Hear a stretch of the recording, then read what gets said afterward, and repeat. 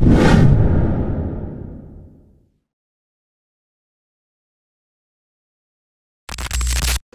sini saya akan mempresentasikan tentang Human Resource Management atau disebut HRM. Apa sih pengertian dari Human Resource Management? Yaitu penggunaan individu untuk tujuan organisasi dari Modi and Marto CEO 2016. Human Resource Management dapat didefinisikan sejalan dengan konsep asli sebagai pendekatan strategis, terpadu, dan koheren untuk pekerja, pengembangan, dan kesejahteraan orang-orang yang bekerja di organisasi dari Armstrong 2012. Human Resource Management adalah berbagai konsep, strategi, dan cara-cara yang digunakan di dalam suatu industri dan organisasi yang ditunjukkan untuk membangun dan kesejahteraan karyawan dalam bekerja dalam perusahaan. Human Resource Management adalah berbagai konsep, strategi, dan cara-cara yang digunakan di dalam suatu industri dan organisasi yang ditunjukkan untuk pengembangan dan kesejahteraan karyawan dalam bekerja untuk perusahaan.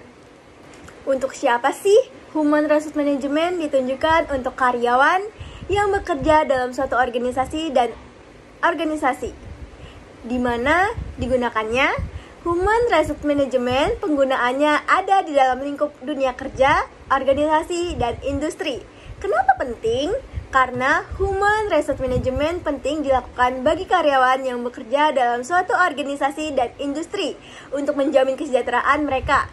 Para profesional dalam bidang ini menganut gagasan bahwa karyawan sangat penting untuk keberhasilan organisasi dan karenanya mereka memandang karyawan sebagai aset atau sumber daya manusia yang penting bagi perusahaan. Itu pepatah dari Modi and Marcio 2016. HRM dan produktivitas. Terdapat penelitian tentang hubungan antara praktik HRM dan produktivitas organisasi. Sebagian besar penelitian ini telah dilakukan di Amerika Serikat, meskipun sejumlah studi telah dilakukan di Inggris. Guest and Hock 1994, Hawkins 1999, Neil, West, and Patterson 2000, Patterson, Barat, Lewton, and Nickel 1997, dan Wood and the Minis 1998, Kanada, Batman and Miss Mullen, Leski and Caron 1994, Prancis di Simoles 1997, dan negara-negara lainnya. Mas Duffy 1995. Berbagai upaya yang meningkat produktivitas yaitu teknik pemilihan karyawan, pelatihan karyawan, penilaian kinerja, manfaat non-moneter, pembagian gaji intensif, pengayaan pekerjaan, kerja tim, dan partisipasi dalam pengambilan keputusan. Misal, Arthur 1994, Daly dan Doty 1996, Hoselis 1995, Patterson L. at 1997, Yacht, Sell, Dan, dan Lepak 1996. Praktik-praktik ini telah diberi label sebagai praktik HRM yang progresif karena mereka memperlakukannya karyawan sebagai aset, bukan sebagai biaya. Pelaku Human Resource Management dari Modi and Marcio 2016. Yang pertama ada Human Resource Manager, yaitu individu yang biasanya bertindak dalam penasehat dalam pengaturan kapasitas, staf, dan bekerja dengan manajer lainnya untuk membantu mereka menangani masalah sumber daya manusia.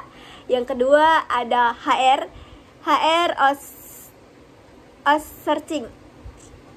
Yang kedua ada HR outsourcing, yaitu individu ini bertugas dalam pengaturan mempekerjakan penyediaan eksternal untuk melakukan pekerjaan yang sebelumnya dilakukan secara internal, seperti contohnya perusahaan praktikan mobil yang bekerja sama dengan perusahaan lainnya, kebersihan sebagai pembersih kantor.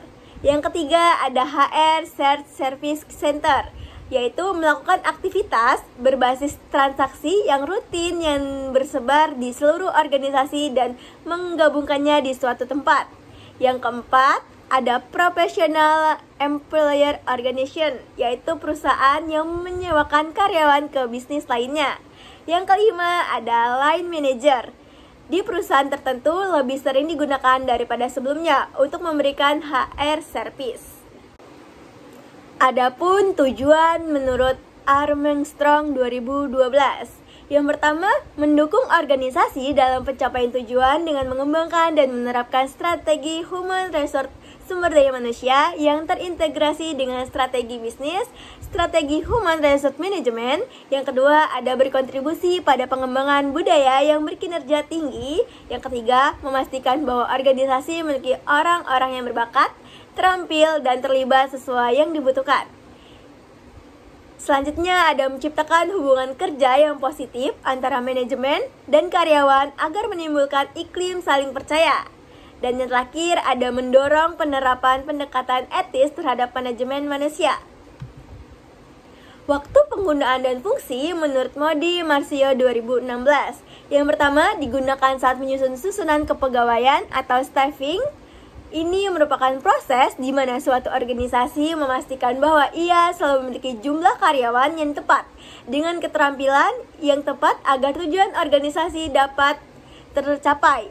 Penerapan staf ini melibatkan analisis pekerjaan atau job analysis, proses sistematis untuk menetapkan keterampilan, tugas dan pengetahuan yang diperlukan seseorang untuk melakukan pekerjaan dalam suatu organisasi, perencanaan, proses sistematis untuk mencocokkan kemampuan internal dan eksternal orang dengan lowongan pekerjaan yang tersedia dalam organisasi dan industri tersebut. Selanjutnya ada rekrutmen, kegiatan di mana perusahaan menarik individu yang memiliki kualifikasi sesuai dengan pekerjaan dalam organisasi itu secara tepat waktu dalam jumlah yang cukup.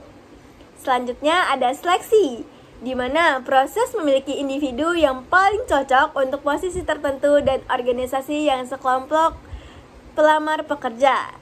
Yang kedua ada saat mengatur pengaturan kinerja karyawan dalam organisasi industri.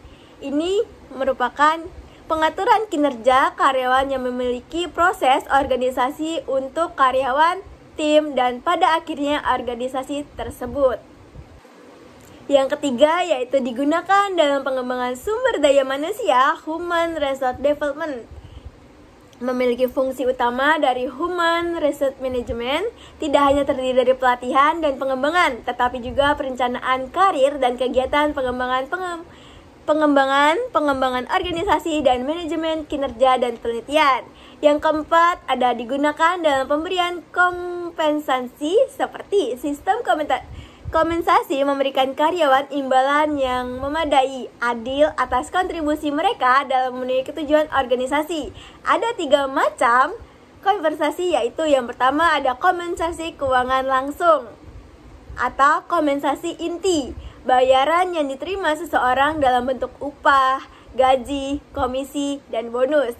Yang kedua ada kompensasi keuangan tidak langsung seperti imbalan kerja. Semua imbalan finansial yang tidak termasuk dalam kompensasi langsung seperti liburan berbayar, cuti sakit, liburan, dan asuransi kesehatan. Yang ketiga ada kompensasi non-finansial, yaitu kepuasan yang diterima seseorang dari pekerjaan itu sendiri atau dari lingkungan psikolog atau fisik di mana orang itu bekerja. Yang kelima, digunakan dalam pengupayaan kesehatan dan keselamatan karyawan, yaitu keselamatan, melindungi karyawan dari cedera yang disebabkan oleh kecelakaan terkait pekerjaan, kesehatan, kebebasan karyawan dari penyakit fisik atau emosional. Aspek-aspek pekerja ini penting karena karyawan yang bekerja di lingkungan yang aman dan sehat akan lebih produktivitas sehingga memberi semakin berdampak bagi organisasi. Yang keenam, ada hubungan karyawan dengan buruh. Hubungan ini diwujudkan dengan adanya karyawan dengan buruh terkait dengan organisasi seperti promosi, penurunan, kerja, dan pengunduran diri. Bagaimana sih strategi dalam Human Resource Management atau HRM ini? Pendekatan untuk pengembangan dan implementasi strategi dalam Human Resource Management yang terintegrasi dengan strategi bisnis dan dukungan pencapaian organisasi dan industri. Yang pertama ada strategi manajemen. Menurut Boxell and Fussell 2003.44, strategi manajemen paling baik didefinisikan sebagai suatu proses. Ini adalah proses pengembangan strategi, pembentukan, dan jika perusahaan bertahan, strategi mengalami reformasi seiring waktu, berfokus pada identifikasi, misi, dan strategis organisasi. Tetapi, perhatian juga diberikan ke basis sumber daya manusia yang diperlukan untuk membuat tujuan organisasi berhasil. Adapun penerapan strategi, manajemen dalam melibatkan individu harus sesuai dengan kemampuan tiap individu dan sesuai dengan jenis kontribusi yang diperlukan sehingga memunculkan keberagaman dalam strategi ini. Dan yang terakhir ada perencanaan yang harus rasional dan mampu mengatasi berbagai masalah yang dihadapi organisasi dan industri di zaman apapun. Yang kedua ada strategi kesesuaian, yaitu ketika pengembangan strategi dalam human resource perlu ada kesesuaian antara individu dengan strategi bisnis organisasi dengan konteks dan keadaan organisasi. Yang ketiga ada strategi konfigurasi, yaitu organisasi akan lebih efektif jika mereka mengadopsi kebijakan konfigurasi strategis dari Daly and Doty 1996 dengan menyesuaikan strategi mereka seperti salah satu tipe ideal yang didefinisikan oleh teori seperti yang diproduksi oleh Miles and Shaw 1978. Peningkatan efektivitas ini disebabkan oleh konsistensi internal atau kesesuaian antara pola-pola faktor ekstual, struktural, dan strategi yang relevan. Adapun strategi umum menurut Armstrong 2012, yaitu menggambarkan keseluruhan sistem dalam organisasi dalam mengadopsi antara melakukan upaya-upaya untuk meningkatkan kinerja organisasi. Ada 3 pendekatan utama. Yang pertama ada kinerja tinggi, bertujuan memberikan dampak pada kinerja organisasi di bidang-bidang seperti produktivitas, kualitas, tingkat pelanggan layanan, pertumbuhan, dan laba. Praktik kerjanya termasuk prosedur rekrutmen dan seleksi pelatihan karyawan yang luas dan relevan, dan pengembangan pengaturan kegiatan untuk tugas. Yang kedua ada komitmen tinggi. Salah satu karakteristik dari manajemen sumber daya manusia adalah penekanan pada pentingnya meningkatkan komitmen bersama. Fulton 1985. Komitmen akan membuat individu memiliki hubungan kuat dalam organisasi dan membuat mereka taat pada aturan organisasi. Yang ketiga atau yang terakhir yaitu keterlibatan yang tinggi.